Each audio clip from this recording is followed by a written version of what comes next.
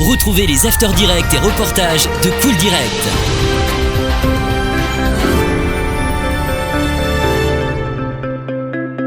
Bonjour, je m'appelle Virginie Dufaux, je suis toute nouvelle auteure.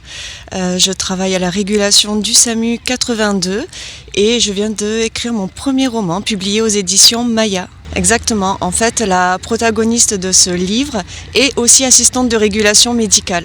Donc ce livre est un peu parti de mon travail et avec un mélange un peu de ma vie personnelle.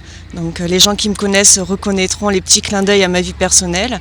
Ceux qui travaillent dans le SAMU ou autres services d'urgence reconnaîtront aussi le travail. Voilà, c'est un mélange des deux.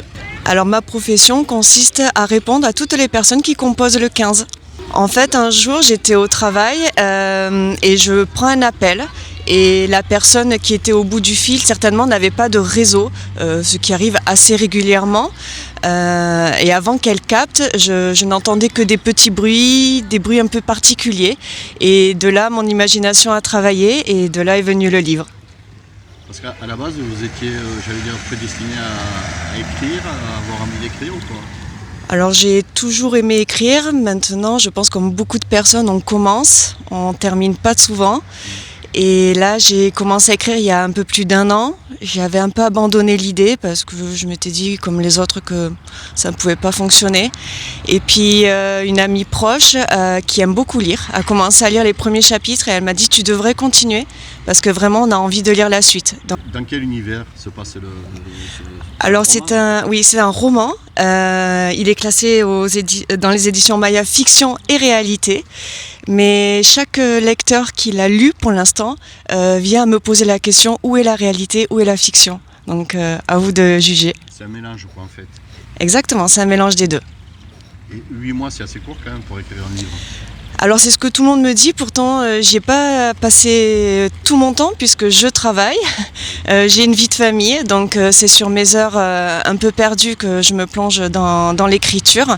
Maintenant j'avais vraiment l'idée en tête, je savais où je voulais aller et donc du coup ça a défilé. Après il faut trouver une maison d'édition, c'est peut-être le plus compliqué aussi. C'est ça. Alors une fois que le livre est fini, on se retrouve avec notre objet sur notre ordinateur et on se dit oh là, qu'est-ce que je vais en faire ? Est-ce que ça va marcher ? Est-ce que ça va plaire ? Donc on fait un listing de toutes les maisons d'édition à qui on peut l'envoyer par mail. On l'envoie et j'ai eu quelques retours positifs, dont les éditions Maya, qui m'ont convaincu dans leur approche. Ils m'ont contacté, on a discuté pendant plus d'1 heure au téléphone de mon livre et le fait qu'ils s'intéressent autant à mon livre m'a poussé à signer avec eux.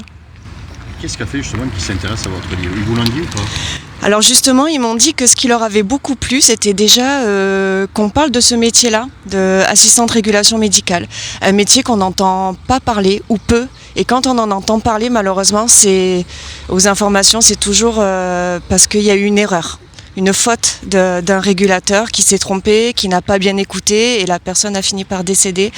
Donc je pense à la triste affaire de Naomi qui a beaucoup fait de bruit. Mais malheureusement on ne s'intéresse à notre métier que dans ces moments-là.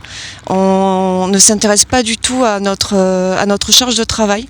Surtout avec, je pense que beaucoup de gens le savent maintenant dans le Tarn-et-Garonne et comme dans beaucoup de départements, les urgences ferment leurs portes et on est soumis à la régulation. C'est-à-dire qu'on ne peut plus rentrer dans les urgences sans appeler le 15, ce qui a multiplié notre charge de travail par 2, voire par 3 sur les épidémies comme la grippe ou le Covid. Donc je pense qu'il était important aussi qu'on parle un peu des backstage de l'entrée aux urgences. Voilà. Du coup, ça va apporter un éclairage un peu plus supplémentaire. Bon, il y a le côté roman, mais il y a aussi la réalité un petit peu du métier.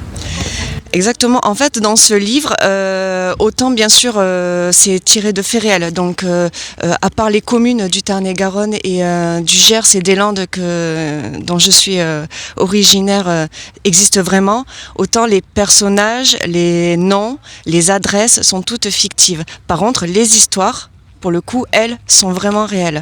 Donc, pour les personnes qui ont lu mon livre, qui ne connaissaient pas du tout notre métier, m'ont dit qu'ils avaient appris à connaître notre métier et se sont rendus compte que on faisait maintenant le 15 pour tout et n'importe quoi.